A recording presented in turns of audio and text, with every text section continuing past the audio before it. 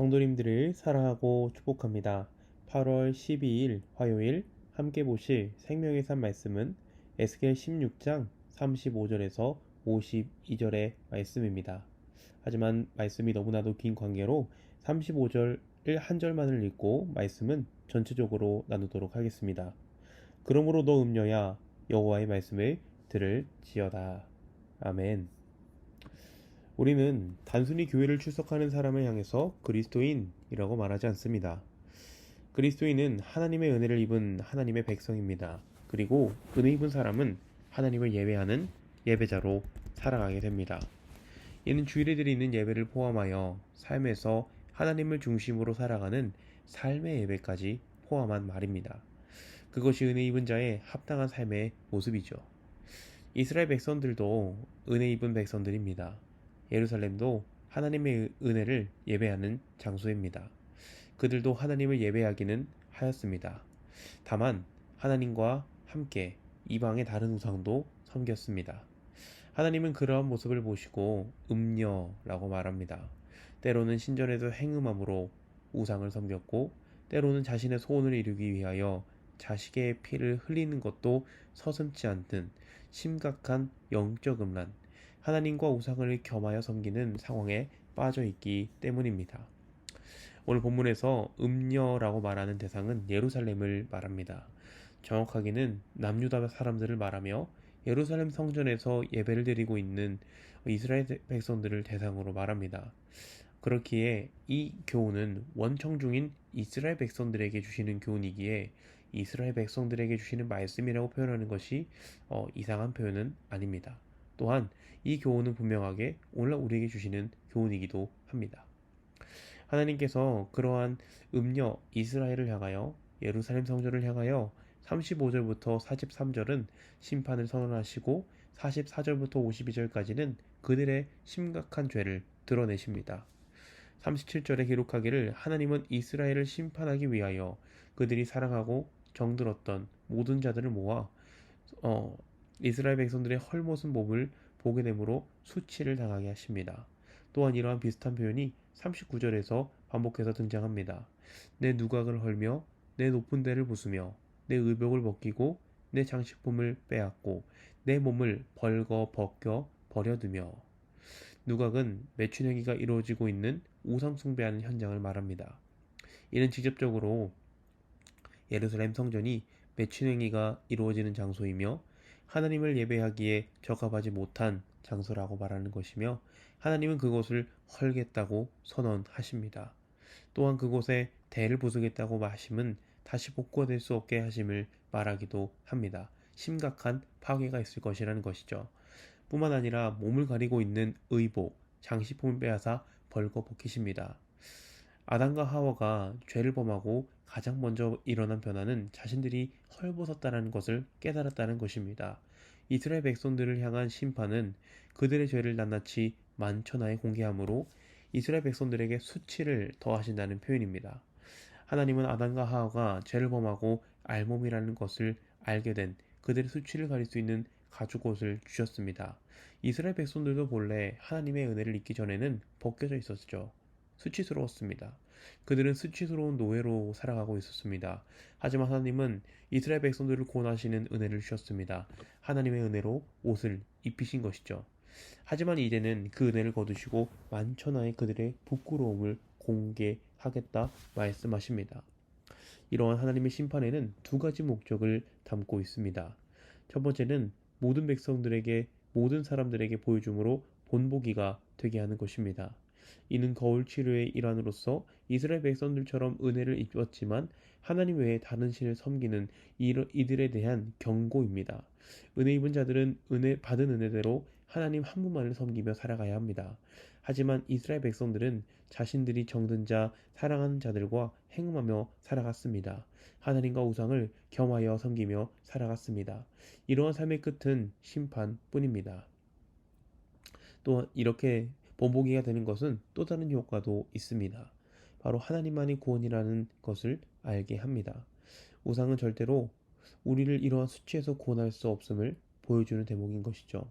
오직 하나님의 은혜만이 사람의 수치를 가릴 수 있다는 것을 알려주시는 것입니다. 두 번째 가증한 일과 두 번째는 가증한 일과 음행을 그치게 하기 위함입니다. 이스라엘 백성들에게 심판이 없었다면 이들은 그대로 살아갔을 것입니다. 하지만 하나님은 심판하심으로 이들이 잘못된 길을 가고 있음을 알려주시고 다시 하나님께로 돌아와 바른 길로 걸어가게 하고자 하셨습니다. 이러한 이 심판은 잘못된 길에 빠진 자녀를 훈육하는 하나님의 훈육입니다.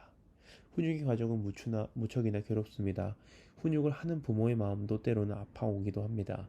하지만 자녀들을 훈육하지 않는다면 바른 길을 알 수 없습니다. 하나님은 훈육을 통하여 이스라엘 백성들을 바른 길로 걸어가게 하고자 하셨습니다. 44절부터 이스라엘 백성들의 죄악에 대해서 소돔과 사마리아와 비교하여 말씀하십니다. 사마리아는 북이스라엘의 수도였습니다. 예루살렘과 대조적인 장소인 것이죠. 예루살렘이 아니라 북이스라엘 사람들은 이곳에서 예배를 드렸고 우상 숭배를 범하였습니다. 소돔은 아브라함 시대에 하나님께서 불과 유황으로 심판한 장소입니다. 49절에 소돔의 죄악에 대해서 말씀하시기를 교만함, 풍족함에도 가난하고 궁핍한 자를 도와주지 아니한 것이라고 말합니다. 이 말씀을 통해 아브라함 당시의 소돔이 어떠한 도시였는지를 알 수 있습니다. 아브라함과 조카 롯이 함께 할 수 없어서 나누고자 할 때 조카 롯은 소돔이 풍족하여 그 도시로 향했습니다. 그리고 오늘 말씀에도 소돔은 풍족하였습니다. 하지만 그들은 자신의 배만 채우기에 급급한 사람들이었습니다. 하나님이 주신 것을 자신의 이익을 위해서만 사용하였고 결과적으로 하나님의 은혜를 흘려보내지 않았습니다. 은혜를 입었으나 은혜 입은 대로 살아가지 않았습니다. 그들은 쾌락을 위해서 살아갔고 행음하였습니다. 창세기의 롯을 만나기 위한 천사를 향하여 동성애를 행하고자 하는 장면이 등장합니다. 이 땅은 개인의 쾌락을 위하여 타인을 희생시키는 땅이었습니다. 사마리아는 이스라엘 백성들처럼 우상 숭배했습니다. 하지만 이는 이들의 행위가 예루살렘의 절반에도 미치지 않는다고 말씀하십니다. 그만큼 남유다의 타락이 심각하며 예루살렘에서 일어난 우상 숭배가 심각하다라는 것을 보여주는 것입니다. 결과적으로 하나님께서는 예루살렘의 죄가 너무나도 커서 도리어 예루살렘으로 인하여 소돔과 사마리아가 실제적으로 의롭지는 못하지만 상대적으로 의롭게 보일 정도였습니다. 그만큼 그들의 죄는 심각하였고 결과적으로 하나님의 심판을 받게 되었습니다. 오늘 들은 말씀을 통하여서 한 가지 교훈을 나누고자 합니다. 오직 하나님 한 분만을 섬기는 우리 성도님들 되기를 소망합니다. 하나님은 이스라엘 백성들을 심판하기 위해 정들었던 것, 사랑하는 것들을 모으십니다.